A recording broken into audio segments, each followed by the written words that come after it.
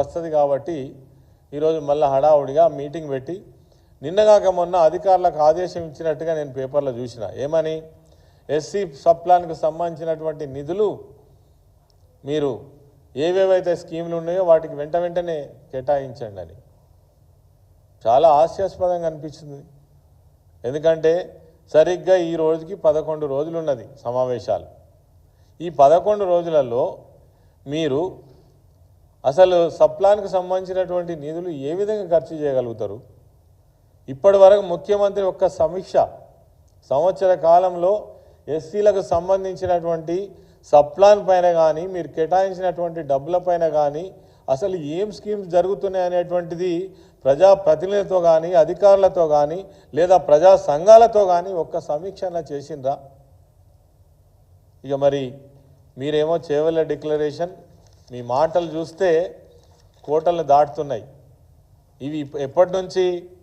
ఏకంగా 60 సంవత్సరాల అధికారంలో ఉన్నటువంటి కాంగ్రెస్ పార్టీ ఆనాటి నుంచి ఈనాటి వరకు కూడా ఆనాడు ఇందిరాగాంధీ గారు ఇచ్చినటువంటి నినాదం గరీబీ హటావ్, అప్పటి నుంచి ఇవే మాటలు చెప్తున్నారు. నిజంగానే ఎస్సీ వర్గాలలో ఎస్టీ వర్గాలలో పేదరికం పోయిందా?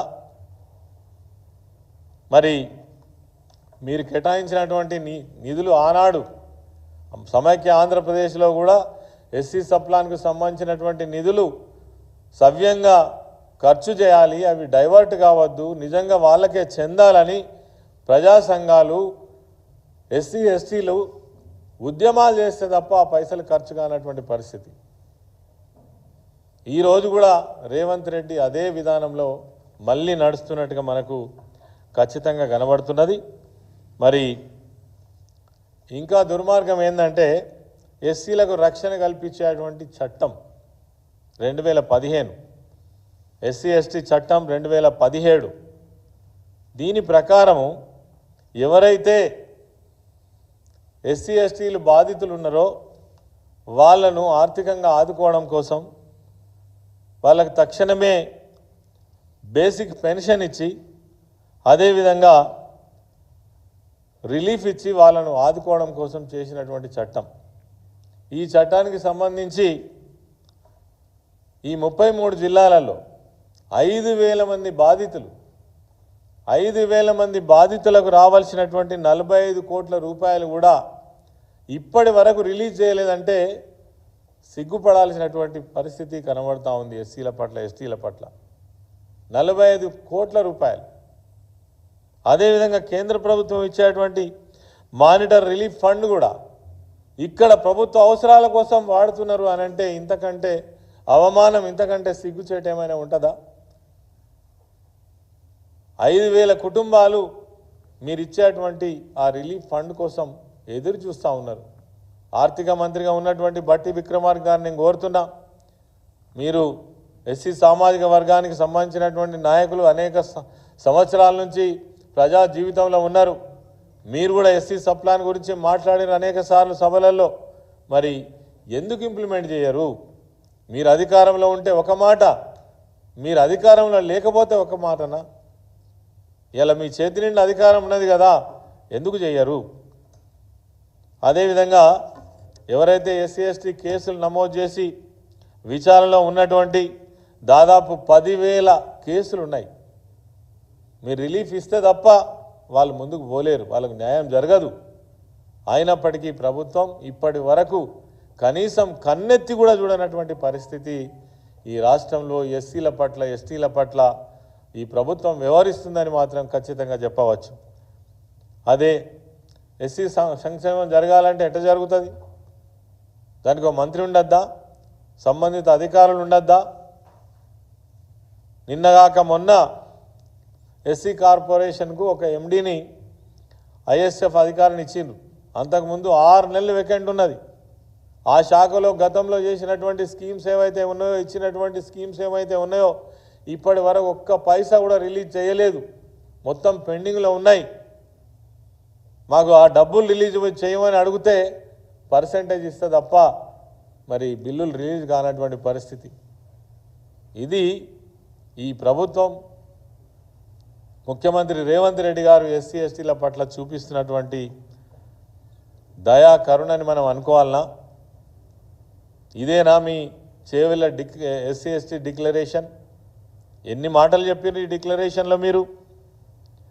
అదేవిధంగా మరి కేసీఆర్ గారి పాలనలో 10 సంవత్సరాల కాలం అధికారంలో ఉన్నప్పుడు ఇదే ఎస్సీ ఎస్టీ సబ్ ప్లాన్ ఏదైతే ఉన్నదో ఇది మిస్యూజ్ అవుతుంది, ఇతర మార్గాల ద్వారా ఈ ఫండ్ వేరే అవసరాలకు వాడుతున్నారనే ఉద్దేశంతో కేసీఆర్ గారు దీనికి చట్టబద్ధత కల్పించి ఎస్సీ ఎస్టీ డెవలప్మెంట్ అని ఒక 2017లో పకడ్బందీ చట్టం తీసుకొచ్చి ఒక్క పైసా కూడా నిధులు డైవర్ట్ కాకుండా శాసనసభలో ఒక్క పైసా కొన్ని కోట్లు ఎక్కువనే తప్ప తక్కువ ఎన్నడూ చూపించినటువంటి సందర్భాలు లేవు. మరి ఈరోజు ఈ ప్రభుత్వం వచ్చినాక కూడా పోయిన సంవత్సరం మరి మీరు ఎస్సీ సబ్ ప్లాన్ ద్వారా కేటాయించినటువంటి డబ్బులు ఏవైతే ఉన్నాయో 33,000 కోట్ల మరి 33,124 కోట్లు మరి డబ్బులు ఖర్చు అయినాయా? ఖర్చు కాలేదా? ఒక్క స్కీమ్ అయితే ఇంప్లిమెంట్ కాలే.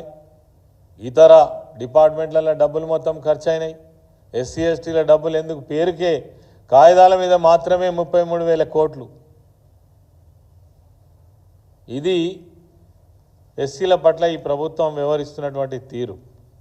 అదేవిధంగా 10 సంవత్సరాల కాలంలో కేసీఆర్ గారు మరి ఈ చట్టాన్ని పకడ్బందీగా రూపొందించి ఈ చట్టం తప్పకుండా అమలు జరగాలి, ఎస్సీలకు ఏదైతే కేటాయించినటువంటి డబ్బులు వాళ్ళకే ఖర్చు కావాలి, వాళ్ళ అభివృద్ధి కోసమే వాడాలనే ఉద్దేశంతో ఈ చట్టాన్ని పకడ్బందీగా అమలు చేయడం జరిగింది. 5 సంవత్సరాలు మంత్రిగా కూడా నేను ఎస్సీ వెల్ఫేర్ డిపార్ట్మెంట్గా పనిచేసినాను. అవి ఖచ్చితంగా ఎంత గొప్పగా అమలు చేసినామో నేను స్వయంగా అనుభవపూర్వకంగా నేను చెప్పడం జరుగుతూ ఉంది. అదేవిధంగా ఈ చట్టం సవరించడంతో పాటు తరతరాలుగా వెనుకబడ్డటువంటి జాతి ఎస్సీలు కావచ్చు, ఎస్టీలు కావచ్చు, ఈనాడికి కూడా సగౌరవంగా సమాజంలో మరి తలెత్తుకొని తిరగలేనటువంటి పరిస్థితి, ఆర్థికంగా ఎదగలేనటువంటి పరిస్థితి ఉన్నది. కాబట్టి వాళ్ళను ఆర్థికంగా ఎదిగే విధంగా, ఆర్థికంగా వాళ్ళను పెంచే విధంగా చేయడం కోసం ఏదైతే దళిత బంధు కార్యక్రమాన్ని తీసుకురావడం జరిగింది. దళిత బంధు కార్యక్రమం మీరు ఎంత ఘోరంగా బదనాం చేసిరో మాకు తెలుసు. నేనే ఆనాడు మంత్రిగా ఉన్న దళిత బంధు ఈ ప్రోగ్రాం కేసీఆర్ గారు తీసుకువచ్చినప్పుడు ఇది ఒక సదుద్దేశంతో తీసుకొచ్చినటువంటి కార్యక్రమం. ఆయన దీని మీద మీరు విపరీతమైనటువంటి దుర్భాషలాడినరు, మా ఎస్సీ సోదరులను రెచ్చగొట్టినరు. అయినా కేసీఆర్ గారి ఆలోచన విధానం ఒకటే, మొత్తం రాష్ట్రంలో ఉన్నటువంటి 61,000 కుటుంబాలను ఒక్కటేసారి బాగు చేయలేము, లక్షల కుటుంబాలను విడతల వారీగా వీళ్ళను బాగు చేద్దాం, ఆర్థికంగా ఆదుకుందాం అనే ఉద్దేశంతో ఈ దళిత బంధు కార్యక్రమాన్ని తీసుకువచ్చి ఒక కుటుంబాన్ని 10 లక్షల రూపాయలు ఇచ్చి వాళ్ళు ఏ పని అయితే చేసుకోగలుగుతారో ఆ పనిలోనే వారికి ప్రోత్సహించి మరి వాళ్ళని ఆదుకుందామనే ఉద్దేశంతో తీసుకొచ్చినటువంటి దళిత బంధు కార్యక్రమం పైన మీరు ఎన్ని మాట్లాడినో మేము విన్నాం. అదేవిధంగా మీరు చెప్పిన మాటనే నేను చెప్తున్నా. ఏమన్నారు మీరు?